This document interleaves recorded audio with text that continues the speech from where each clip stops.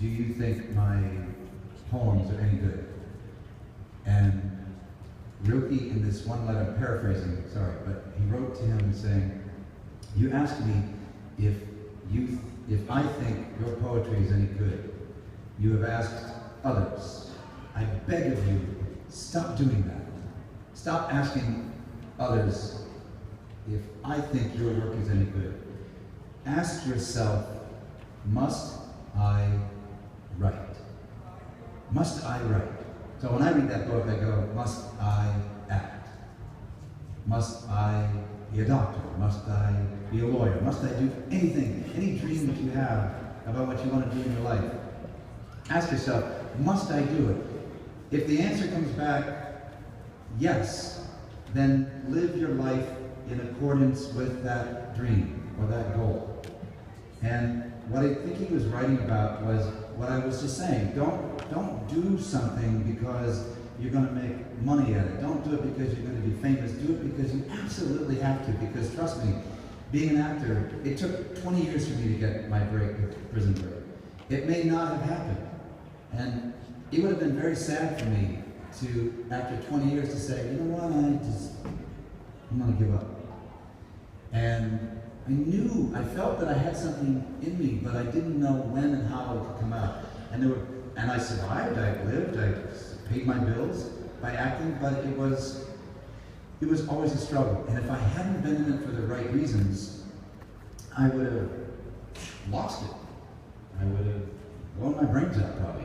Or I would have been very sad and been on antidepressants for the rest of my life because I wasn't doing what I wanted to do, because I didn't have the goal in mind the right way. The second thing that I want to say is that about anybody who wants to pursue something that they feel is a dream is don't let anyone tell you that you can't do it. Don't give up. Keep dreaming, and keep a lot of your pictures that I wrote on, I say follow your dreams or follow your goals, especially the younger kids. I would write that on the pictures. It's really important to hear that. And I remember when I was in New York, when I moved from Chicago to New York, and there's a thing called the Ross Reports, which in it gives all the agencies that you could leave your picture, that you could try to reach in order for them to take you on as a client. And all the Ross Reports listings for agencies said, do not leave your picture and resume. Do not leave it. So what did I do? I put on my rollerblades and I skated to all those agencies that I thought maybe were good, and I left my picture and resume. And one of them called me out of 100. That was my first agency. Everything led to something else. So I get my first agent. And then I thought the next thing that's really important that I learned to do was when you get an audition, when you have something that you want to show somebody your work, your product, prepare, do the work. Ask yourself, ask your subconscious, what would I do that's very specifically me for this part? Not what Robert De Niro would do, or James Dean would do, or Marilyn Monroe would do, or Meryl Streep would do. Not imitate those people, but be yourself. That's the trickiest thing with acting. It's the easiest thing once you learn how to do that, how to learn to get in touch with your subconscious. But once you've got that understanding, acting is easy. Because all you have to do is say, they may like me, and they may not, but I'm going to give you what I feel is me. Within the confines of that character. Not everything in me I could put in a tea bag. Tea bag, one small part of me was tea bag, but I could imagine all these other parts. So the other thing that I remember is Woody Allen said, when somebody asked Woody Allen once, how do you get a job? And he said, show up on time. And it's kind of true, because I know when I'm on time, it makes the producers happy. It makes the casting directors happy. It makes the directors happy. If I'm not on time, they're watching their watch while I'm doing my audition. I'm going into the audition going, all I'm thinking about is, damn, I was late. Oh, I was late. I wish I hadn't been late. Instead of my audition. So then the next bit of it was, so I get this job. Now what do I do? And one of the things I learned on my first job I tell you was Star Trek. That was on television, but my first job was on a movie directed by the legendary great Blake Edwards, who did Days of Wine and Roses, all the Pink Panther movies, 10, Victor Victoria, beautiful, beautiful movie. And the movie starred Julie Andrews and Jack Lemmon. And they were gifts, I feel, those two giants, to be acting with Mary Poppins and, you know, Maria from Sound of Music, and the amazing Jack Lemmon. It was such a joy to work with them because they had so much. And the lesson that I've always learned as an actor is when you have a lot to give, you should give a lot to other people. The sign of success for a person, no matter what career they decide to do, is their ability to give to other people. Instead of being an asshole, instead of being an actor that says, I'm not coming out of my trailer. You know what? I didn't get that water just the right temperature, and I'm not coming out of my trailer. That's bullshit. Once you have success, and even if you don't have the biggest success in the world, the more you can give, the better. And I think that one of the greatest lessons in life and in acting I ever learned was that there is responsibility. It's the old cliche, with great power comes great responsibility. When I was 25 years old, 30 years ago, I was fortunate to be in a company in America called the Actors Theater of Louisville, which is in Kentucky. And that summer that I was with them, I was in an exposition of theater that any city in the world could have bought. And that exhibition was about American theater.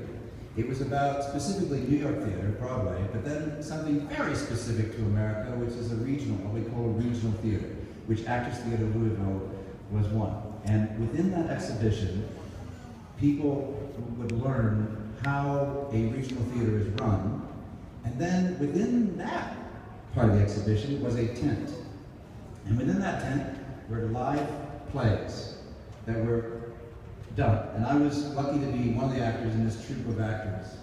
And Cluj, Romania was the town that I came to. So 30 years ago, 25 years of age, a very young, very green, I don't know what the hell I'm doing, actor, was with this company that came to your country. And on the first night that we were here, we were guests of Ceausescu at the opening night of One Flew Over the Cuckoo's Nest at your National Theater. And your lead actor played Chief. I don't know if you know the movie or not. You might probably know the movie. There's a very, very famous scene where Chief pulls, it's all these crazy, insane people, right? And they just want to break out. And Chief takes the sink from the wall.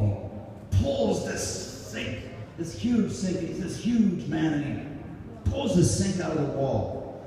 And he picks up the sink and he throws it through the window.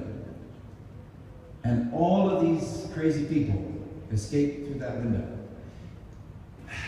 I was in the first row of the balcony. At the moment that he threw that sink through the window, the audience started clapping. And they didn't clap like you did. They clapped in a very measured way. And if you would, please, right now, I wish you could bring back a memory for me. If you could clap like I see and remember in Russians, the Russians do it. Clap, clap. The audience, keep it slow, very strong and measured. In the audience, all, you're making me cry. Okay, but that kept going for about 5 minutes, and lining the theater down below were these pimply-faced, like 16, 17-year-old kids carrying AK-47s, looking nervously around, because your country, in 1985, had 4 more years before the powder keg blew, before the roof blew off, and you shot him and his wife dead. But in 1985, it was the tension, those of you who are alive know, it was unbelievable. And as a young American, to come here and to witness that, to see that there was absolutely nothing these soldiers could do because it was all disguised as a metaphor, the sense of wanting to be free. 4 years later, you had a revolution. And that applause changed. Last night I met a lot of you at this party, and I've met a lot of you this weekend. And two sweet ladies that I met last night, I was thinking about this today, and I don't mean to embarrass either of you, but it's great for the story. One said, "I'm so tall. I'm sorry I'm so tall. I don't want to be so tall." And, hello, you're right there. And another sweet lady said, "I'm very shy. I'm very shy." And one, right there, hello. And what I want to say to you both, and I want to say to everyone in this audience, is that it's okay to feel that way. It's okay. It's a very humble feeling to say that. But what that man did when he pulled that sink out of the wall and he threw that sink out the window, and what 1,100 people did of paying for their lives in 1989 so that you could stand tall and that you could be shy but also let yourself shine, was exactly what I do as an actor. I'm nervous as shit right now. I'm nervous as hell. I'm crying inside because it was such an emotional thing for me, and it took such responsibility for that man. He could have been shot on the spot, but he didn't, and he wasn't. He took that sink, and what I'm saying to you is when you say, "I want to do something," do it. Because your country, more than any other country I know in very recent history, people died for you to be able to stand tall. And for you to say, "Yes, I'm shy, but I'm going to fight through it." And I, as an actor, do that every day. And thank you. From the bottom of my heart, 30 years later, to come back to your country and to hear you applaud like crazy instead of going boom, boom, boom. You have that freedom now. And I'm saying, carry that freedom on and go crazy when you applaud. And congratulations on you making that choice to go on with your life.